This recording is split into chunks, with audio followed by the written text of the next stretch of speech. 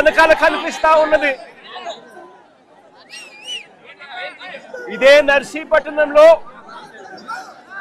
నర్సీపట్నం నియోజకవర్గానికి సంబంధించి దాదాపు 52 ఎకరాలలో ఉత్తరాంధ్ర జిల్లాలో ఉత్తరాంధ్రకు మంచి చేస్తూ అనకాపల్లి జిల్లాకు సంబంధించి ఒక మెడికల్ కాలేజ్ ఇక్కడ నిర్మాణంలో కనిపిస్తా ఉంది వెనకాల. నేను అడుగుతా ఉన్నా, రాష్ట్ర వ్యాప్తంగా ఇలాంటి 17 మెడికల్ కాలేజీలు, ప్రతి జిల్లాకు ఒక మెడికల్ కాలేజ్, 17 మెడికల్ కాలేజీలు అనంటే ప్రతి జిల్లాలోనూ ఒక మెడికల్ కాలేజు అనంటే ఆ 7-8 నియోజకవర్గాలకు సంబంధించి ఏ పేదవాడికైనా కూడా వైద్యం అన్నది, సూపర్ స్పెషాలిటీ సేవలు అన్నది, మల్టీ స్పెషాలిటీ సేవలు అన్నది ఆ పేదవాడికి అందుబాటులో ఉండే కార్యక్రమం, ఉచితంగా ఆ పేదవాడికి అందుబాటులో ఉండే కార్యక్రమం ఈ ఆధునిక దేవాలయాల వల్ల సాధ్యమవుతుంది. ఏకంగా రాష్ట్ర వ్యాప్తంగా కోట్ల మందికి మేలు జరిగించే కార్యక్రమం ఆ 7-8 నియోజకవర్గాలలో ఒక్కొక్క మెడికల్ కాలేజీ తీసుకుని రావడం వల్ల ఆ మొత్తం 7 నియోజకవర్గాలలో ఏ పేదవాడికైనా కూడా సూపర్ స్పెషాలిటీ, మల్టీ స్పెషాలిటీ సేవలు ఉచితంగా పేదవాడికి అందుబాటులోకి వస్తాయి. ఆ 7-8 నియోజకవర్గాలలో ప్రైవేట్ హాస్పిటల్ ఏవి కూడా ఆ పేదవాడిని దగా చేయలేని పరిస్థితి ఈ మెడికల్ కాలేజీల వల్ల వస్తాయి.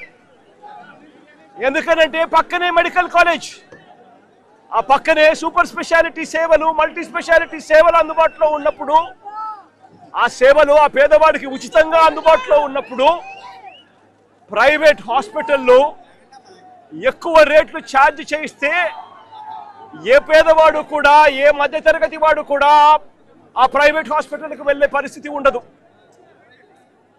కాబట్టి దగా కావడం అన్నది, పేదవాడు దగా కావడం అన్నది పూర్తిగా ఫుల్ స్టాప్ పడుతుంది ఈ మెడికల్ కాలేజీలు రావడం వల్ల. ప్రతి 7-8 నియోజకవర్గాల కంటే ప్రతి జిల్లా కేంద్రంలోనూ మొత్తంగా 17 మెడికల్ కాలేజీలు కొత్త గవర్నమెంట్ నడుపుతా ఉంటే దానివల్ల జరిగే మేలు ఇది. ఇవాళ నేను అడుగుతా ఉన్నా, ఒకవైపున పేదవాడికి మంచి జరిగిస్తూ ఈ కార్యక్రమం జరుగుతూ ఉంది, ఉచితంగా వైద్యం అన్నది పేదవాడికి అందుబాటులోకి వస్తూ ఉంది. ప్రైవేట్ హాస్పిటల్ దగా చేసే పరిస్థితి పూర్తిగా ఫుల్ స్టాప్ పడతా ఉంది. మరి ఇలాంటి ఆధునిక దేవాలయాలను ఎందుకు మూసేస్తా ఉన్నారు అని చెప్పి అడుగుతా ఉన్నాను గట్టిగా నిలదీస్తూ. మొత్తం ఈ గవర్నమెంట్ మెడికల్ కాలేజీలన్నీ కూడా ప్రైవేట్ పరం చేసేస్తే ఇక ఉండేదంతా ఎవరు? అంతా ప్రైవేట్ వాళ్ళే దగా చేస్తారు, ప్రైవేట్ వాళ్ళే ఈ మెడికల్ కాలేజీ నడుపుతారు. ఇక అంతా ప్రైవేటే నడుపుతా ఉంటే ఇక పేదవాడికి ఏ రకంగా భరోసా ఉంటుంది? ఉచిత వైద్యం అన్నది ఏ పేదవాడికి ఎలా అందుబాటులోకి వస్తుంది? పేదవాడు దగా పడకుండా, ప్రైవేట్ ఎక్స్‌ప్లాయిటేషన్ ఆగిపోకుండా ఎలా చేయగలుగుతారో అని అడుగుతా ఉన్నా. ప్రైవేట్ ఎక్స్‌ప్లాయిటేషన్ కు ఫుల్ స్టాప్ పెడుతూ రాష్ట్ర వ్యాప్తంగా మంచి జరిగించే కార్యక్రమంలో భాగంగా 17 కొత్త మెడికల్ కాలేజీలు తీసుకొచ్చాం. ఈరోజు నేను అడుగుతా ఉన్నా, ఈరోజు ఇక్కడే జరుగుతూ ఉంది కాలేజు, 52 ఎకరాల స్థలంలో జరుగుతూ ఉంది కాలేజు.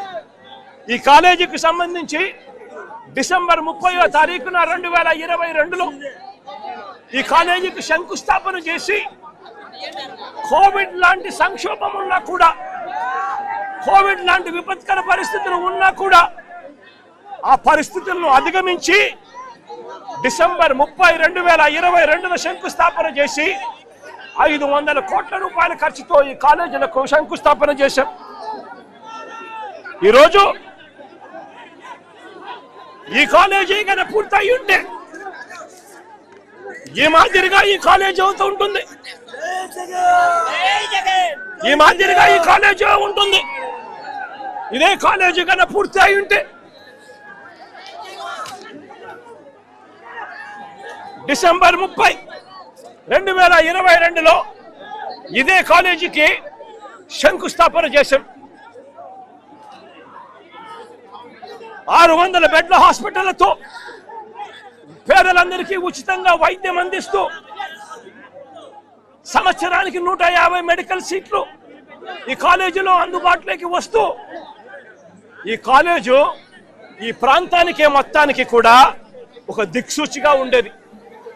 ఈరోజు ఉత్తరాంధ్ర జిల్లాకు చెందిన వారు పక్కనున్న తూర్పుగోదావరి జిల్లాకు సంబంధించిన పాయకరావుపేట, అటువైపున తుని, ఇటువంటి నియోజకవర్గాలు ఏదైతే ఉన్నాయో తుని ఇటువంటి నియోజకవర్గాలన్నిటికీ కూడా ఇదే హబ్ అవుతుంది. ఈరోజు ఎవరికి ఏ ఇబ్బంది వచ్చినా కూడా ఇప్పటికీ కూడా విశాఖపట్నంలోని కేజీహెచ్ హాస్పిటల్కు పోవాల్సి వస్తూ ఉంది. కేజీహెచ్ హాస్పిటల్ ఒక్కటే ఈ ప్రాంతానికి దిక్కుగా ఉంది. రోజు వందల మంది రోగులు ఆసుపత్రికి వెళుతూ ఇక్కడ నుంచి అక్కడికి వెళితే వెళ్ళే పరిస్థితిలో ఆ రోగులందరూ కూడా సరిగ్గా వైద్యం కూడా అందని పరిస్థితి. ఈరోజు చంద్రబాబు నాయుడు గారు చేస్తా ఉన్న అన్యాయాలు ఎలా ఉన్నాయి అంటే పేదవాడికి భవిష్యత్తు లేకుండా చేసే కార్యక్రమాలు చేస్తా ఉన్నారు. నేను అడుగుతా ఉన్నాను, 1923 నుంచి 2019 వరకు రాష్ట్రంలో ఉన్న మొత్తం గవర్నమెంట్ మెడికల్ కాలేజీలు ఎన్ని అంటే కేవలం 12 కాలేజీలు ఉన్నాయి. అలాంటిది ఉత్తరాంధ్ర ప్రాంతం ఒకటే లెక్కలేక తీసుకుంటే ఉత్తరాంధ్ర ప్రాంతంలో కేవలం 1923లో కట్టిన అప్పటి బ్రిటిష్ వారు కట్టిన కేజీహెచ్ కాలేజ్ మాత్రమే అందుబాటులో ఉంది. దాని తర్వాత నాన్నగారు హయాంలో శ్రీకాకుళంలో రిమ్స్ తీసుకుని వచ్చారు. మొత్తం ఉత్తరాంధ్రకు సంబంధించి ఉన్న కాలేజీలు నాన్నగారి పుణ్యాన శ్రీకాకుళంలో రిమ్స్, బ్రిటిష్ వాళ్ళ పుణ్యాన అప్పట్లో 1923లో కట్టిన కేజీహెచ్ కాలేజు. ఈ 2 కాలేజీలు మాత్రమే ఉత్తరాంధ్రలో ఉంటే ఈరోజు ఇదే ఉత్తరాంధ్రలో ఒక్క వైఎస్ఆర్సీపీ హయాంలో ఒక్క జగన్ ముఖ్యమంత్రిగా ఉన్నప్పుడు ఇదే ఉత్తరాంధ్రలో ఏకంగా మరో 4 మెడికల్ కాలేజీలు మరో 4 మెడికల్ కాలేజీలకు శ్రీకారం చుట్టాం. ఇందులో విజయనగరం, పాడేరు, పార్వతీపురం డిసెంబర్ 30, 2022లో ఇదే కాలేజీకి శంకుస్థాపన చేశాం. 600 బెడ్ల హాస్పిటళ్లతో పేదలందరికీ ఉచితంగా వైద్యం అందిస్తూ సంవత్సరానికి 150 మెడికల్ సీట్లు ఈ కాలేజీలో అందుబాటులోకి వస్తూ ఈ కాలేజు ఈ ప్రాంతానికి మొత్తానికి కూడా ఒక దిక్సూచిగా ఉండేది. ఈరోజు ఉత్తరాంధ్ర జిల్లాకు చెందిన వారు పక్కనున్న తూర్పుగోదావరి జిల్లాకు సంబంధించిన పాయకరావుపేట, అటువైపున తుని, ఇటువంటి నియోజకవర్గాలు ఏదైతే ఉన్నాయో తుని ఇటువంటి నియోజకవర్గాలన్నిటికీ కూడా ఇదే హబ్ అవుతుంది. ఈరోజు ఎవరికి ఏ ఇబ్బంది వచ్చినా కూడా ఇప్పటికీ కూడా విశాఖపట్నంలోని కేజీహెచ్ హాస్పిటల్కు పోవాల్సి వస్తూ ఉంది. కేజీహెచ్ హాస్పిటల్ ఒక్కటే ఈ ప్రాంతానికి దిక్కుగా ఉంది. రోజు వందల మంది రోగులు ఆసుపత్రికి వెళుతూ ఇక్కడ నుంచి అక్కడికి వెళితే వెళ్ళే పరిస్థితిలో ఆ రోగులందరూ కూడా సరిగ్గా వైద్యం కూడా అందని పరిస్థితి. ఈరోజు చంద్రబాబు నాయుడు గారు చేస్తా ఉన్న అన్యాయాలు ఎలా ఉన్నాయి అంటే పేదవాడికి భవిష్యత్తు లేకుండా చేసే కార్యక్రమాలు చేస్తా ఉన్నారు. నేను అడుగుతా ఉన్నాను, 1923 నుంచి 2019 వరకు రాష్ట్రంలో ఉన్న మొత్తం గవర్నమెంట్ మెడికల్ కాలేజీలు ఎన్ని అంటే కేవలం 12 కాలేజీలు ఉన్నాయి. అలాంటిది ఉత్తరాంధ్ర ప్రాంతం ఒకటే లెక్కలేక తీసుకుంటే ఉత్తరాంధ్ర ప్రాంతంలో కేవలం 1923లో కట్టిన అప్పటి బ్రిటిష్ వారు కట్టిన కేజీహెచ్ కాలేజ్ మాత్రమే అందుబాటులో ఉంది. దాని తర్వాత నాన్నగారు హయాంలో శ్రీకాకుళంలో రిమ్స్ తీసుకుని వచ్చారు. మొత్తం ఉత్తరాంధ్రకి సంబంధించి ఉన్న కాలేజీలు నాన్నగారి పుణ్యాన శ్రీకాకుళంలో రిమ్స్, బ్రిటిష్ వాళ్ళ పుణ్యాన అప్పట్లో 1923లో కట్టిన కేజీహెచ్ కాలేజు. ఈ 2 కాలేజీలు మాత్రమే ఉత్తరాంధ్రలో ఉంటే ఈరోజు ఇదే ఉత్తరాంధ్రలో ఒక్క వైఎస్ఆర్సీపీ హయాంలో ఒక్క జగన్ ముఖ్యమంత్రిగా ఉన్నప్పుడు ఇదే ఉత్తరాంధ్రలో ఏకంగా మరో 4 మెడికల్ కాలేజీలు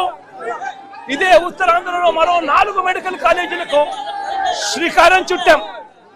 ఇందులో విజయనగరం, పాడేరు, పార్వతీపురం, నర్సీపట్నం ఈ 4 కాలేజీలకు గాను ఈ 4 కాలేజీల్లో విజయనగరం కాలేజు,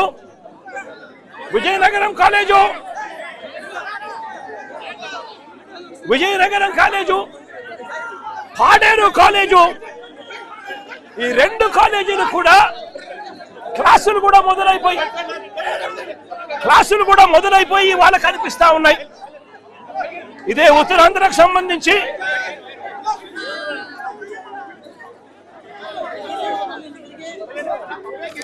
ఇది విజయనగరం సంబంధించిన విజయనగరం కాలేజ్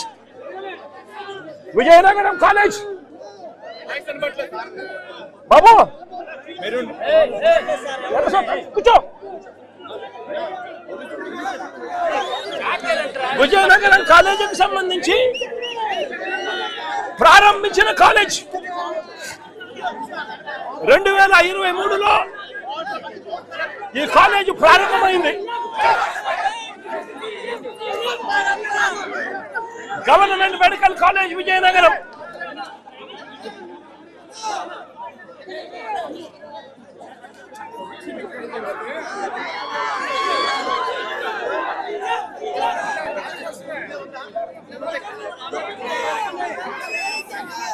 పాడేరులో 2024 ఎన్నికల నాటికి పాడేరులో కూడా క్లాసులు ప్రారంభమైన మెడికల్ కాలేజ్. విజయనగరంలో 1, పాడేరులో 1 కాలేజీలలో క్లాసులు కూడా స్టార్ట్ అయిపోయిన పరిస్థితుల్లో ఉత్తరాంధ్రలో మరో 2 కాలేజీలు కనిపిస్తా ఉన్నాయి.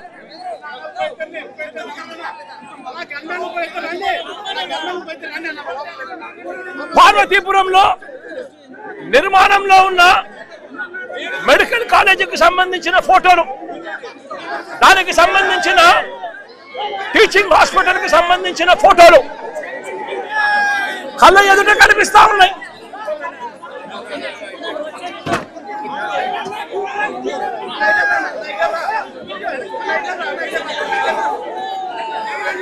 నర్సీపట్నంలో ఇక్కడే నిర్మాణంలో ఉన్న ఈ కాలేజీ కూడా కనిపిస్తుంది.